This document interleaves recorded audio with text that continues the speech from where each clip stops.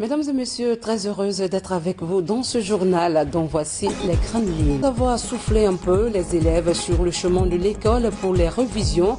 Ce temps d'études leur permet de reprendre confiance en eux, mais aussi de réviser les programmes qu'ils n'ont pas compris.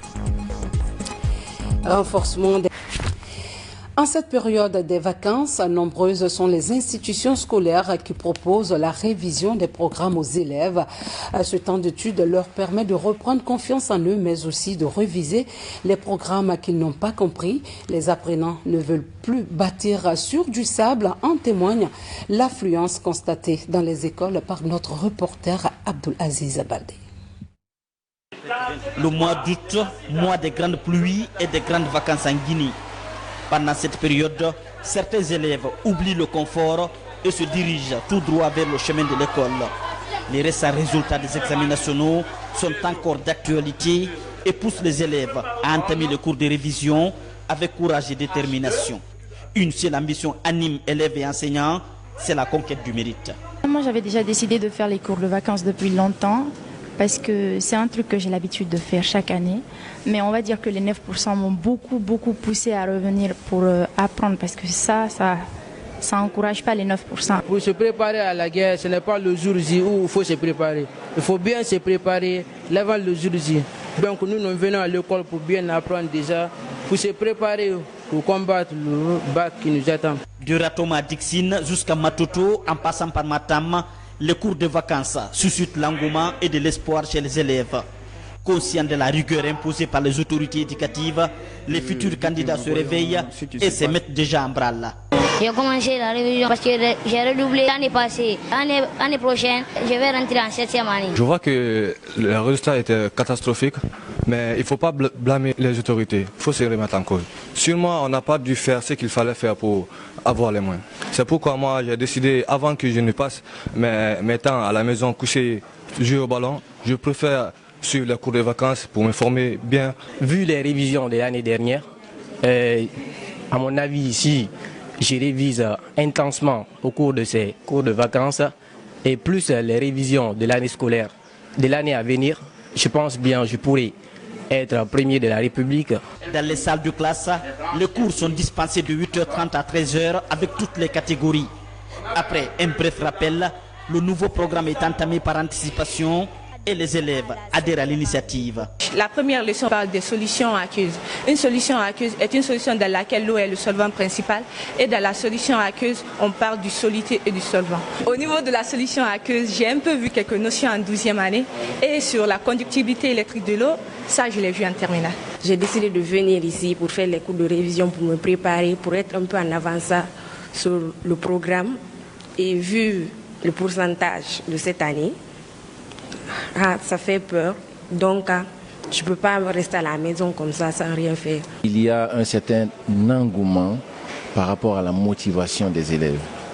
Et c'est évident, vu le résultat récent qu'on vient d'avoir au bac, et ce n'est pas fortuit si les enfants s'intéressent maintenant à étudier, franchement, parce que ça va dans leur intérêt. Pour cette année, les examens nationaux ont connu des échecs très élevés. 17% à l'élémentaire, 15% au BEPC et 9% au baccalauréat. Des pourcentages autorités, élèves, parents d'élèves et enseignants s'engagent à rehausser par le biais du mérite. Dans le même panorama, l'école primaire Afrikof de Kouroussa est prête à accueillir les élèves pour l'année scolaire 2022-2023. L'œuvre est de l'Association des femmes volontaires pour la paix et le développement de la localité. En soutenant ce projet, cette association donne la chance à des centaines d'enfants d'acquérir le savoir nécessaire pour leur épanouissement. Mekini Moussa Kamara, Mariam Kamara, reportage. L'école primaire Afrikof de Kouroussa est prête à recevoir plus d'élèves l'an prochain. Les travaux de construction des classes et d'extension de cet établissement public sont achevés.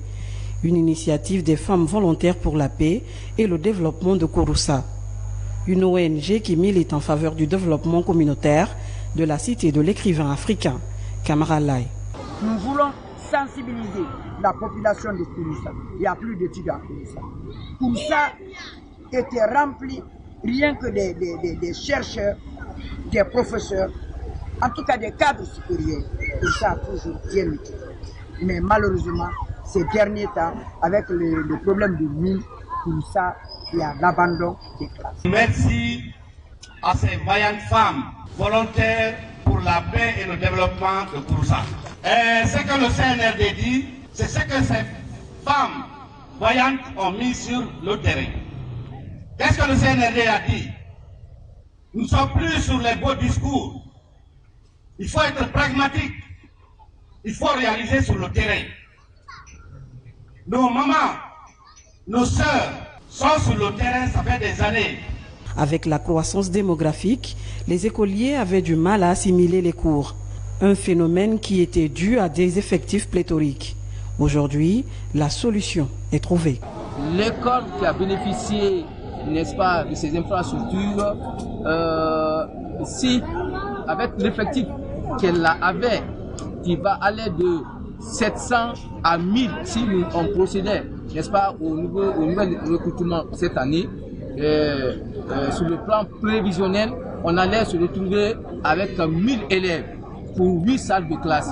Et quand vous faites le calcul de ratio élèves-salle de classe, on allait se retrouver avec 125 élèves par salle de classe. Vous comprendrez aisément qu'avec cet effectif, on ne pourra pas enseigner correctement. Donc il faut que, n'est-ce pas, l'effectif soit équilibré. Mais on ne peut pas équilibrer sans que, n'est-ce pas, les infrastructures n'existent. Ayant pour mission d'accompagner les actions du gouvernement, ces femmes ont invité les parents d'élèves à s'investir dans l'éducation des enfants afin de mieux garantir leur avenir.